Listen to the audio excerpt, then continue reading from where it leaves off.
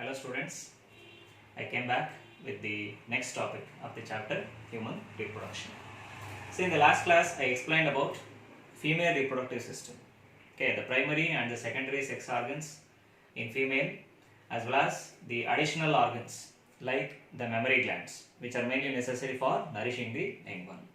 So I said that female reproductive system is more complex than the male reproductive system as there will be a development of the young one within the body of the female, and also the female body has to nourish the young one, so that the complexity is seen in female reproductive system. See, the primary sex organs in female, they are nothing but the ovaries. There are a pair of ovaries were found in females. So, and they are the primary sex organs. They majorly produce the ova or the egg, and they mainly produce the female sex hormones like progesterone, estrogen and relaxin. Okay. Similarly, the secondary sex organs are accessory sex organs. They mainly includes a pair of oviduct or fallopian tube and the uterus or the womb, the cervix and the vagina. And also I explained about the external genitalia or the vulva. Okay, so in this class I am going to explain about the anatomy of testis as well as the ovary, or the internal structure of testis or the ovary. See, the first one is the anatomy of testis. You know what is a testis? A testis is nothing but it's a primary sex organ of males. This is nothing but a gonad, and that mainly produces the sperms, the male gametes. Along with that, it also secretes the male sex hormone, that is what is called as testosterone. So you know that the functional units of testis are the seminiferous tubule. I have explained in the last video. So these seminiferous tubules are the highly coiled tubes which are found in the testicular lobule. I said that there are around 900 to 1000 seminiferous tubules were found in each testis, and the testis is divided into nearly 250 testicular lobules, and they enclose the seminiferous tubules. Okay, see, this is a diagram that is showing a cross section of a testis, the transverse section of a testis. So that is showing few of the seminiferous tubules, and here we have enlarged a single testicular lobule that is enclosing the seminiferous tubule. See, the testis is externally covered by the tough coverings like tunica albuginea and tunica vaginalis. There are two coverings were seen. One is tunica albuginea, another one is the tunica vaginalis. There are two coverings were observed in the testicles. So that the tough connective tissues which covers or encloses the testicles. Within that, it encloses the testicular lobules as well as it encloses the seminiferous tubules. See, the seminiferous tubules, they are the functional units of the testis. They mainly produces the sperms or the male gametes. Each seminiferous tubule is lined by a germinal epithelium. You can observe in the diagram. The seminiferous tubules were lined by the germinal epithelium, and they have the capacity to generate the sperms. Okay, and these germinal epithelial cells, they consist of two kinds of cells. One is the reproductive cells, and another one is non-reproductive cells. There are two kinds of cells were observed in the germinal epithelial layer. One is a reproductive layer or reproductive cells, another one is the non-reproductive cells. See, these reproductive cells are mainly what we call as primordial germ cells. Primordial germ cells. These primordial germ cells, they differentiates into sperm, and they will actually produce as a sperms. So there are two kinds of cells were observed in the germinal epithelial layer of the seminiferous tubules. They have the ability to generate the sperms. Among that, there are two kinds of cells were observed. One is a reproductive cell, another one is a non-reproductive cells. The reproductive cells of this germinal epithelial layer, they were what we call as primordial germ cells. So they are the cells actually produces sperms. And the non-reproductive cells, they are what we call as Sertoli cells or sustentacular cells. The non-reproductive cells are called as Sertoli cells, or they are also known as sustentacular cells. See, these are the cells which mainly nourishes the developing sperms. So 1 marks question will be asked, which cells of testis nourishes the developing sperm? So So they are nothing but the Sertoli cells. They were also called as sustentacular cells. These are the cells which are found in the testis. They nourishes the developing sperm, and also the Sertoli cells, they secrete a hormone what we call as inhibin. They secrete a hormone called as inhibin, which exhibits a feedback mechanism on another hormone what we call as FSH, that is follicular stimulating hormone. So I will explain later about the hormonal regulation of spermatogenesis and oogenesis. Okay. See, the Sertoli cells or the sustentacular cells, they are the elongated cells where the encloses a large and prominent nucleus, and they secretes the nutrition which are necessary for the development and for the differentiation of the sperms. They were also called as sustentacular cell, and also these Sertoli cells, they secrete a hormone what is called as inhibin. So this have a feedback on another hormone what we call as follicular stimulating hormone. This is a hormone responsible for the formation of the sperms. Okay, and these cells are non-reproductive. They are non-reproductive because they do not produce the sperms, but they perform supportive function. So those cells are what is called as Sertoli cells or sustentacular cells. The reproductive cells are mainly the primordial germ cells, and these primordial germ cells, they divide and differentiates into sperms. So like the division pattern includes spermatogonia, and they divide and produces the primary spermatocytes and secondary spermatocytes, spermatids, and finally the sperms are produced. The mature sperms are produced. Okay, and in between these testicular lobule and in between the seminiferous tubules, there are some mass of cells are present. As I said while explaining the structure of testis in the first video, so where in between the seminiferous tubules there are some mass of cells are present, they were what is called as interstitial cells or Leydig cells. And these are the cells, they mainly produce a male sex hormone, that is what we call as testosterone. Interstitial cell that produce a male sex hormone, collectively the male sex hormones are collectively what we known as androgens. It is called as androgens. Collectively they were called as androgens. Among that, the testosterone is a major one, and that is the hormone mainly responsible for the secondary sexual character in males, and that exhibits the maleness. Okay, and also the hormone is very much necessary for sexual drives in male, and they were mainly secreted by the interstitial cells, or they were also called as Leydig cells. So they were found in between the seminiferous tubules. Okay, so this spermatogonia you can observe in the diagram. So they are the mother cells of the sperms. They divide and differentiates into sperm. They undergo meiosis and they produces the sperms. Okay, so this is about the anatomical feature of the testis.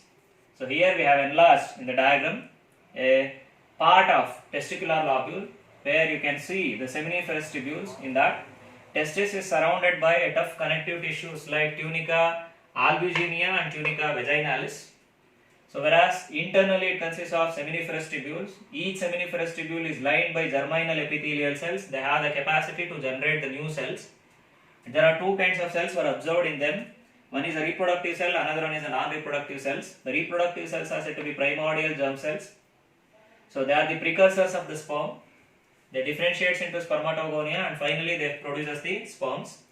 And then the non-reproductive cells were known as Sertoli cells or sustentacular cells.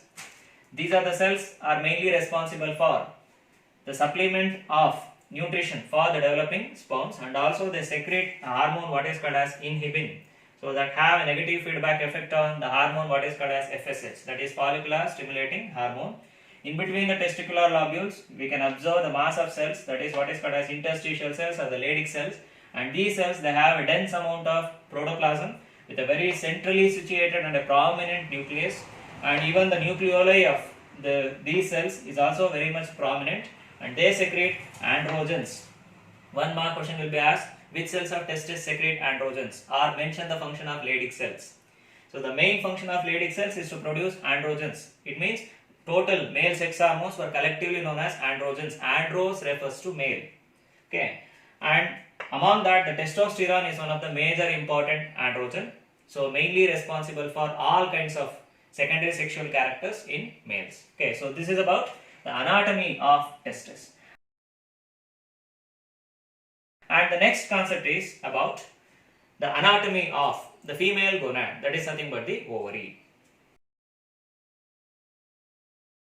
See, this is the internal anatomical feature of the human ovary or the female gonad. You know that the ovaries are the primary sex organs. They mainly produces the female gamete, that is nothing but the egg or the ovum. And also they secrete the hormones, the female sex hormones, like mainly estrogen and progesterone. Hence the ovaries as well as the testicles, they perform both the functions, that is secretion of the gametes as well as the secretion of the hormones. Okay. See, the internal structure or anatomy or cross section of ovary. So I have written the diagram here. So that is showing the following features. See, the ovary is covered by, I have explained in the last class, that is it is covered by a connective tissue, that is what we call as mesovarium, and also the ovaries within that enclosed by a structure what we call as tunica albuginea, a tough connective tissue. It is enclosed by tunica albuginea, and each ovary is lined with germinal epithelial cells. Germinal epithelial cells. So I have explained similar thing in the cross section of the testis. So the similar kind of epithelial cells which is found in the ovary also. So where the ovary is surrounded by germinal epithelial cells. And this ovary that encloses a tissue, a connective tissue within that, this is highly vascularized tissue, and that is what we call as stroma. A highly vascularized tissue is found or observed within the ovary, and that is what we call as stroma. And this stroma is divided into outer cortex. The stroma is divided into outer cortex and the inner medulla. Ovary consists of germinal epithelial layer. Externally it is covered by tunica albuginea, in turn enclosed by mesovarium. So whereas within the ovary it encloses a highly vascularized connective tissue. It means it is richly supplied with the blood vessels, and that is what is called as stroma. And stroma that is divisible into the outer cortex and the inner medulla. See, the cortex of the ovary, that is a major portion that encloses ovarian follicles in their various stages of development. See, what is a follicle? A follicle that can enclose as the egg or the ovum, or that can enclose as the female gamete. Within the ovary, the ovarian follicles, they were seen in various stages of their development, like primary follicle, secondary follicle, Graafian follicle, like this. Okay. And these new follicles were not produced after the birth. It means they were found before the birth. There are about 1 million follicle, 1 million follicle were observed during the birth of the female child. Gradually, many of them they degenerates. Only few of them will reach as a maturity. It means during the reproductive period or a phase of a female, they will nearly produce 400 to 450 ovum or the egg. It means 400 to 450 follicles reach maturity among 1 million follicles which are produced during the birth. Majority of them will degenerate. Only 400 to 450 follicle will reach maturity, and they will produce as the egg or the ovum in the reproductive period of the female, that is about 40 to 50 years. Okay, in that 450 follicles will reach maturity and they will produce as the ovum, but no further follicles were added after the birth. They were present before the birth, nearly 1 million follicles. So I said that the degenerates, nearly 400 or 450 follicles will reach as a maturity. No further follicles will added or produced after the birth. Okay. So the ovarian cortex that mainly encloses the follicles of various stages in their development, like primary follicle, secondary follicle and the Graafian follicle. See, this Graafian follicle is the mature follicle. So 1 mark question will be asked, what is a Graafian follicle? A Graafian follicle is a matured ovarian follicle that will enclose as the egg or the ovum. You can observe I have enlarged a single Graafian follicle. I will explain the structure later. Okay. So where this is a matured ovarian follicle that will enclose as the egg or the ovum. It is named such Graafian follicle because mainly it was discovered by Van Graaf after the discovery of Von Graf. Who discovered this? That's why these follicles were named as Graafian follicle. Okay, and this Graafian follicle, this will rupture and releases the ovum, and that process what we call as ovulation. The process where the Graafian follicle that ruptures and releases the ovum, and that process is what is called as ovulation. And usually this will take place on 14th day of menstrual cycle. Ovulation that takes place on 14th day of menstrual cycle. The main reason behind this is hormonal changes in the female body, mainly the LH, that is luteinizing hormone, that will increases in concentration. That will causes the Graafian follicle to rupture and the ovum will be released. That usually takes place on 14th day of menstruation. The process by which the ovum is released by Graafian follicle, that is what is called as ovulation. Once after the ovulation, the Graafian follicle becomes another structure, what is called as corpus luteum. After ovulation, the Graafian follicle get converted into another structure, what we call corpus luteum. See, this corpus luteum, that will act as a temporary endocrine gland.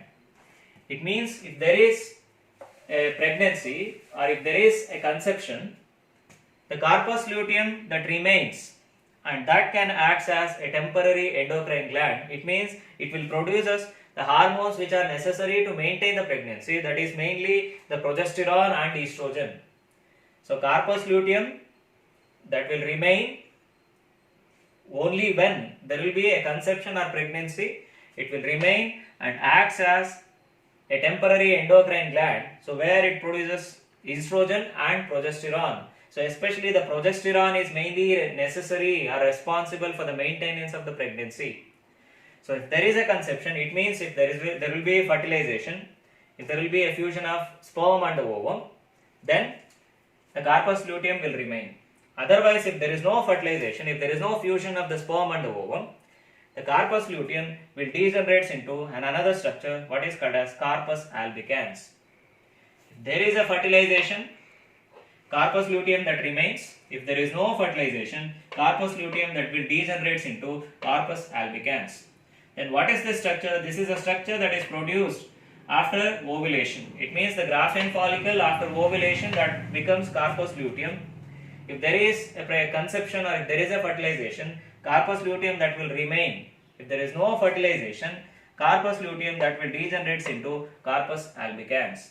Okay. See, this is about the internal anatomical feature of cross section of ovary, that enclosed by tunica albuginea, and within that it consists of germinal epithelial cells, and it encloses a highly vascularized connective tissue, that is what we call as stroma. Stroma is divisible into outer cortex and the inner medulla. The cortical region of the ovary that consists of follicles in various stages of development. I said a follicle that can encloses or that can develop, or within that the egg or the ovum is developed, and they were arranged in different stages of their development, like primary follicle, secondary follicle and Graafian follicle.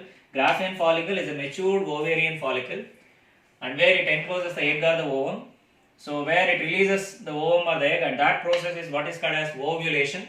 Once after the ovulation, Graafian follicle becomes corpus luteum. If there is a fertilization, corpus luteum that remains and can act as temporary endocrine gland. There is no fertilization, corpus luteum that will degenerate into corpus albicans. See, the ovarian follicles, they were in different stages of development. So usually per menstruation, one follicle will reach its maturity.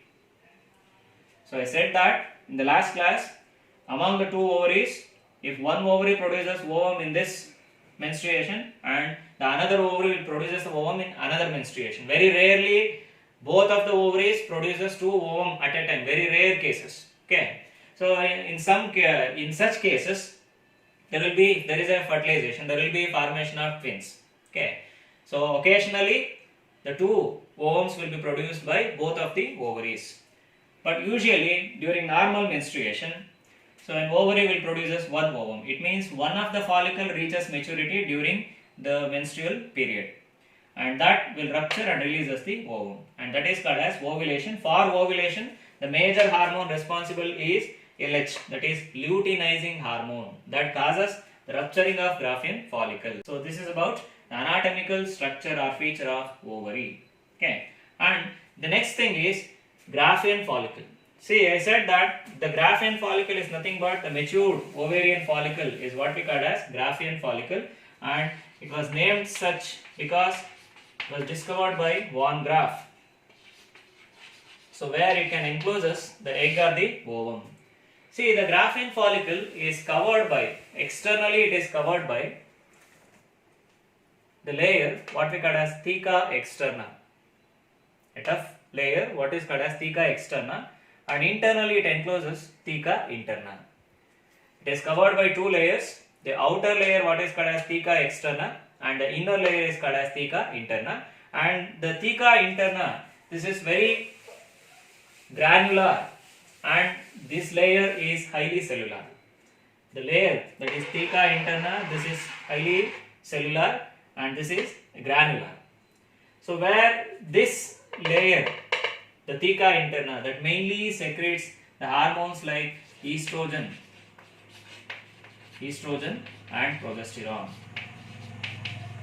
The two steroidal female sex hormones, the estrogen and the progesterone, that is mainly secreted by the cells of theca interna. The external layer is theca externa and the inner layer is what we call as theca interna, and this is highly cellular and the cells of this will produce the hormones like estrogen and the progesterone. And next, there are about 3 to 4 layers of cells present which are granular in appearance. There are about 3 to 4 layers of granular cells are present and they were arranged like a membrane or they look like a membrane. Hence, this layer what we call as membrana granulosa. You can observe the diagram. Membrana granulosa. So this is there are about 3 to 4 layers of granular cells which are arranged in the form of a membrane. Hence, it was named as membrana granulosa. Okay, and within that, the membrana granulosa, it encloses a cavity. This is very important.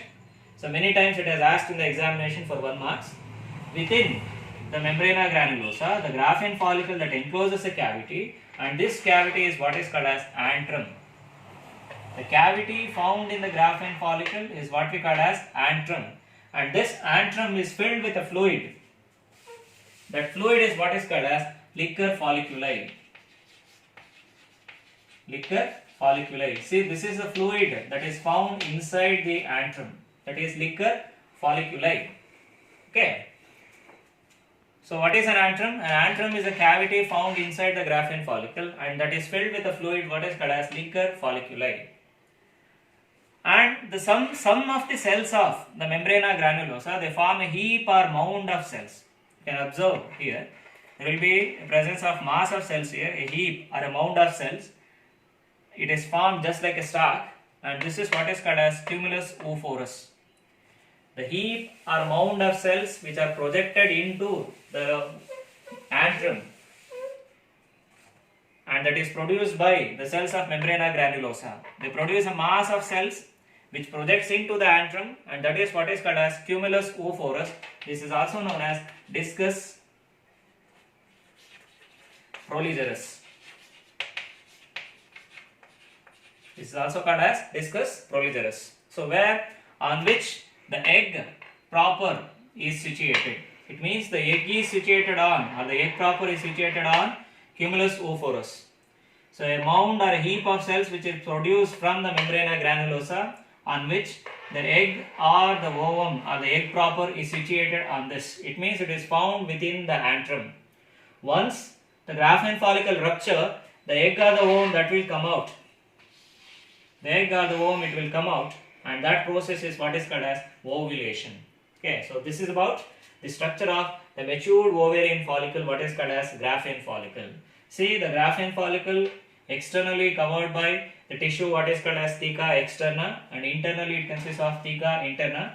So here the cells, it is highly cellularized and it consists of, it secretes the hormones like estrogen and the progesterone.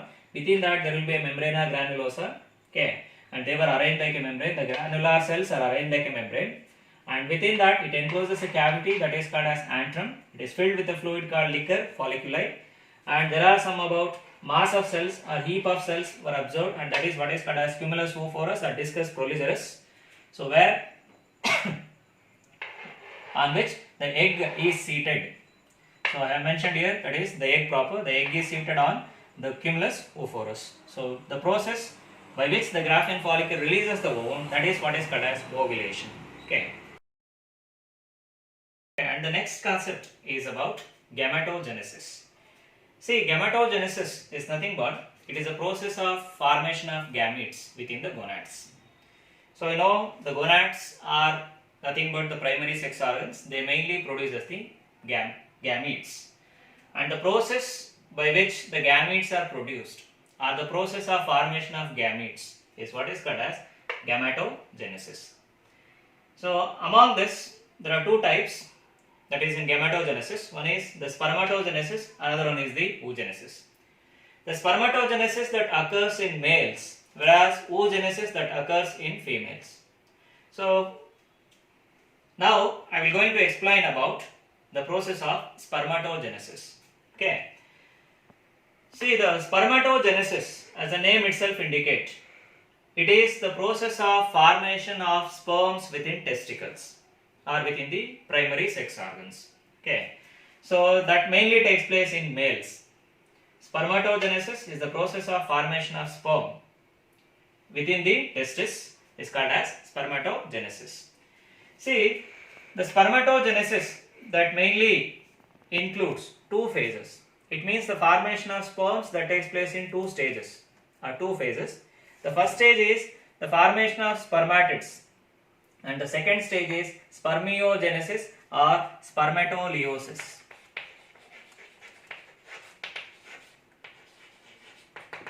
Spermiogenesis and it is also called as spermatoleiosis. Okay. The spermatogenesis includes two stages. It means the process where the sperms are produced, it takes place in two stages. The first stage is the formation of spermatids, and the second stage is spermiogenesis or spermatoleiosis. Okay. See, the first one, the formation of spermatids. The formation of spermatids that includes three phases. For our convenience, we divided into three phases. First one is the phase of multiplication. And the second one is phase of growth. And the third one is phase of maturation. The first stage, that is formation of spermatid, that mainly includes three phases. For our convenience, we divided them into three phases. One is phase of multiplication, phase of growth, and phase of maturation. Okay. See, the first one is phase of multiplication. This takes place when males attain puberty. It means when sexual maturation takes place in males, there will be a beginning of spermatogenesis. When puberty attains, the multiplication phase will begins. That is, the germinal epithelial cells, I have explained before.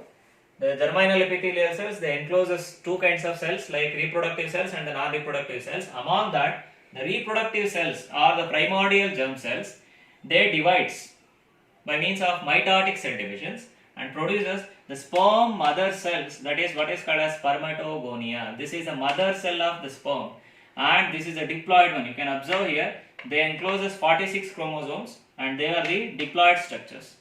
The germ cells are the primordial germ cells. They divide repeatedly by means of mitotic cell division, and they produces the sperm mother cells, what is called as spermatogonia, and they are the diploid structures and encloses about 46 chromosomes.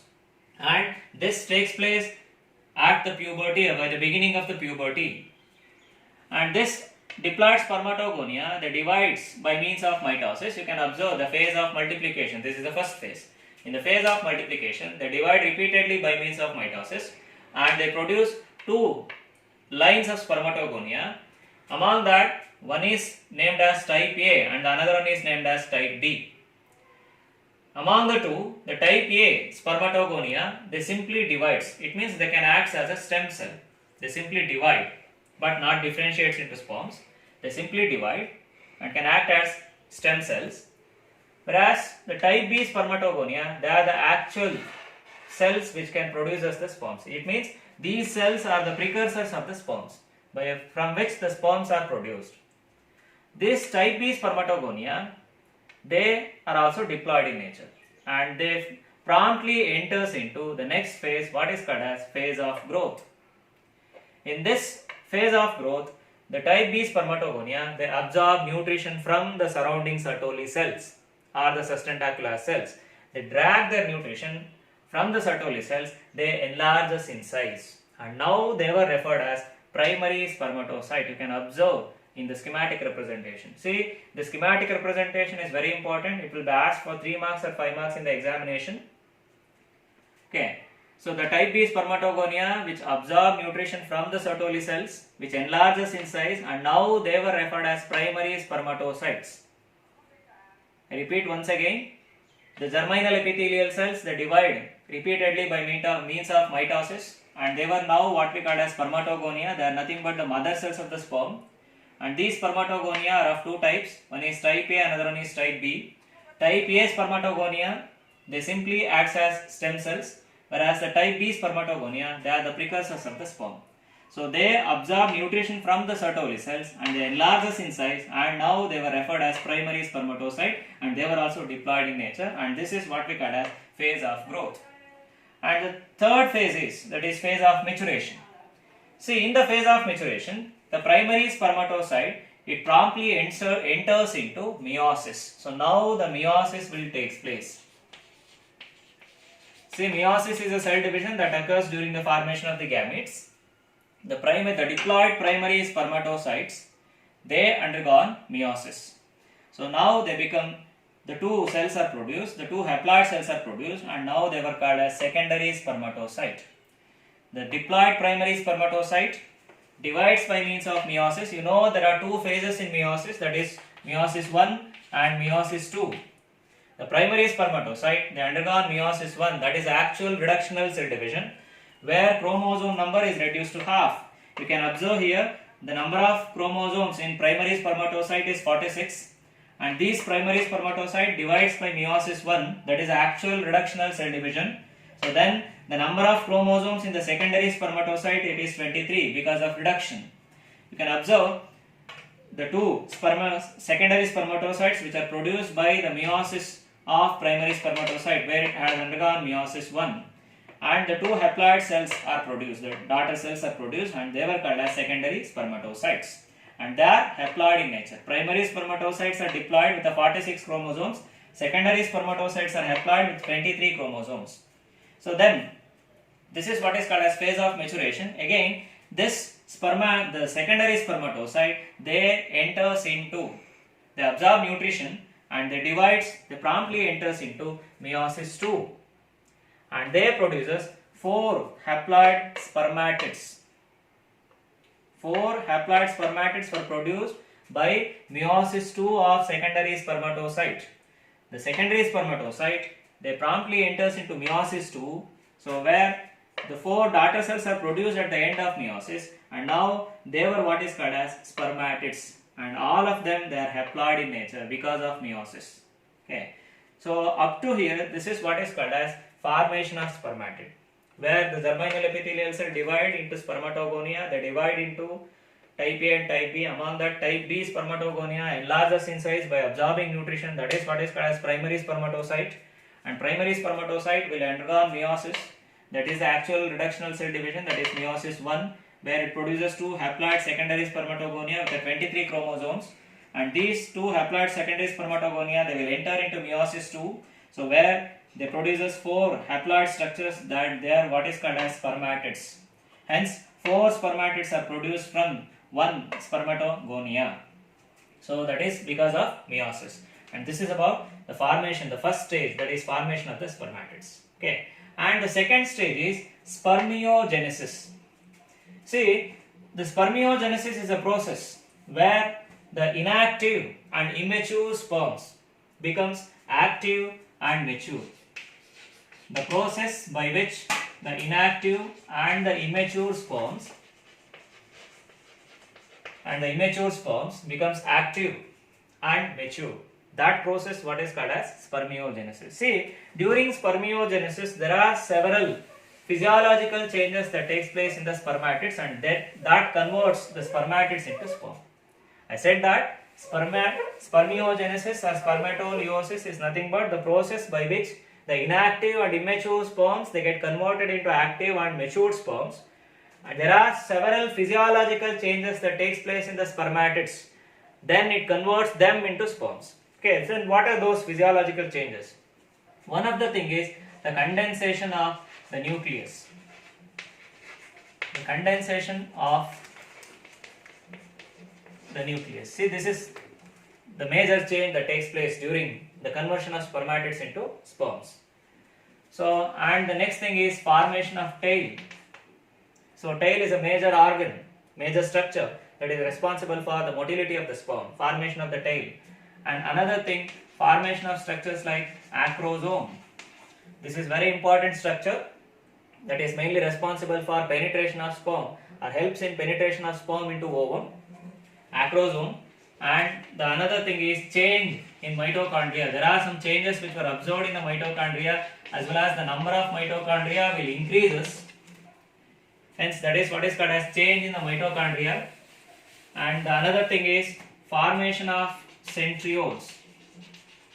Formation of centrioles.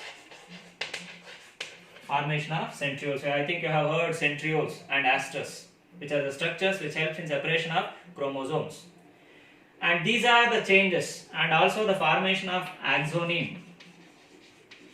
Formation of axoneme or axial filament. See, these are some of the physiological changes which takes place in the spermatids. After that, the spermatids will becomes the sperm.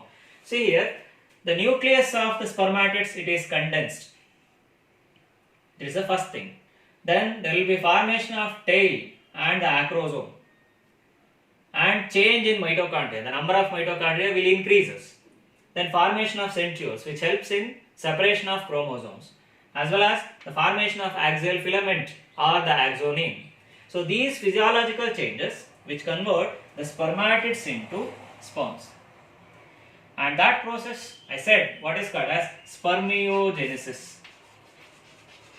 Spermiogenesis. See, during spermiogenesis, the spermatids get attached to Sertoli cells.